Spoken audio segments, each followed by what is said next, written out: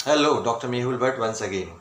Antibodies के बारे में लोगों को काफ़ी कन्फ्यूजन है। एक एंटीबॉडी एक इतना कॉमन डर बैठ गया है लोगों के मन में कि लोग खुद के एंटीबॉडी के लेवल करा रहे हैं और खुद के रिपोर्ट एंटीबॉडी के किसी के साथ कंपेयर कर रहे हैं।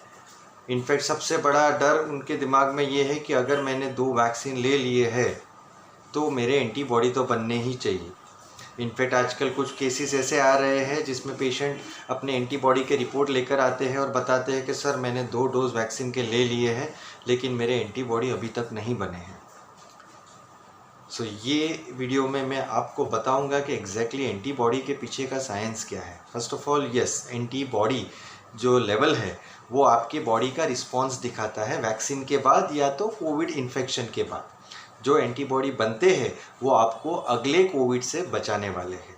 सो एंटीबॉडी जो कोविड में बनते हैं या तो वैक्सीन से बनते हैं या कोविड इन्फेक्शन से बनते हैं, ये शॉर्ट टर्म एंटीबॉडीज़ रहते हैं, कुछ महीनों तक आपके बॉडी में रहते हैं और वो इमीडिएटली दूसरे कोविड से आपको बचाते हैं। लेकिन ये एंटीबॉडी हर एक इंसान में अलग अलग समय तक रह सकते हैं। मतलब कुछ लोगों में कुछ महीनों तक रहेगा या तो कुछ लोगों में कुछ 2-3 महीने में ही गायब हो सकता है।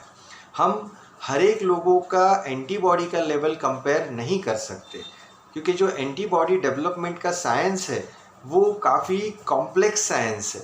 मतलब जो एक इंसान एंटीबॉडी बनाता है ज़रूरी नहीं है दूसरा इंसान वैसे ही एंटीबॉडी बनाता है, और ऐसा भी ज़रूरी नहीं है कि अगर एक इंसान का एंटीबॉडी अच्छा है और दूसरे का नहीं है तो उसकी इम्यूनिटी ख़राब है। नहीं, हम ऐसे तारण नहीं लगा सकते कि जस्ट बिकॉज इसके एंटीबॉडी कम बने हैं या तो नहीं बने हैं तो उसका इम्यूनिटी ख़राब है। नहीं, मैं एक आपको समझाना चाहता हूँ कि जो एंटीबॉडी का लेवल है वो जो ह्यूमरल इम्यूनिटी करके एक तरीके की इम्यूनिटी हमारी बॉडी में रहती है जिसकी वजह से बनता है। लेकिन जब आपको कोविड होता है या तो आपने 2 डोज वैक्सीन के ले लिए हैं तो एक दूसरी तरीके की भी इम्यूनिटी आपको मिलती है जिसे हम बोलते हैं cellular immunity. Cellular immunity check करने का कोई ब्लड टेस्ट नहीं है, तो सिर्फ एंटीबॉडी लेवल चेक करके आपको हताश होने की ज़रूरत नहीं है। अगर अच्छा लेवल है तो अच्छी बात है, अगर एंटीबॉडी का लेवल नहीं भी है, अच्छा कम है या एब्सेंट है, फिर भी वैक्सीन्स आपको सेल्यूलर इम्यूनिटी देते हैं। सेल्यूलर इम्यूनिटी एक तरीके की ऐसी इम्यूनिटी है जो लंबे समय तक आपको कोविड से बचाने वाली है। एक स्पेशल टी सेल और बी सेल जो मेमोरी सेल रहते हैं हमारी बॉडी में, वो मेमोरी सेल आपको बॉडी में मिलते हैं और जो एक्टिवेट होते हैं अगर दूसरी बार कोविड का वायरस आपकी बॉडी में जाता है। तो ये मेमोरी बी सेल और टी सेल जो है सेल्यूलर इम्यूनिटी वाले, वो आपको लंबे समय तक कोविड से बचाने वाले हैं। तो ये सिर्फ एंटीबॉडी लेवल चेक करके आपकी इम्यूनिटी जानने की ज़रूरत नहीं है। इनफैक्ट अमेरिका की सेंटर फॉर डिजीज़ कंट्रोल और ICMR इंडिया की, इन्होंने क्लियरली कहा है कि वैक्सीन लेने के बाद एंटीबॉडी लेवल चेक करने की ज़रूरत नहीं है।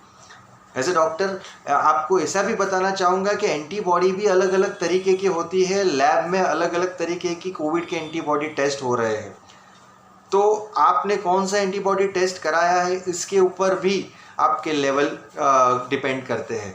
तो as a doctor straight forward मेरी सलाह यही रहेगी कि एंटीबॉडी टेस्ट कराने की ज़रूरत नहीं है। अगर आपने 2 डोज वैक्सीन के ले लिए हैं, फिलहाल जो कोवैक्सीन, कोविशील्ड और स्पुतनिक वी, तो आपको अच्छा प्रोटेक्शन अगले 6 से 12 महीने तक मिलने वाला है। तो यही मैसेज इस वीडियो में सभी के लिए। एंटीबॉडी टेस्ट का लेवल कंपेयर मत कीजिए।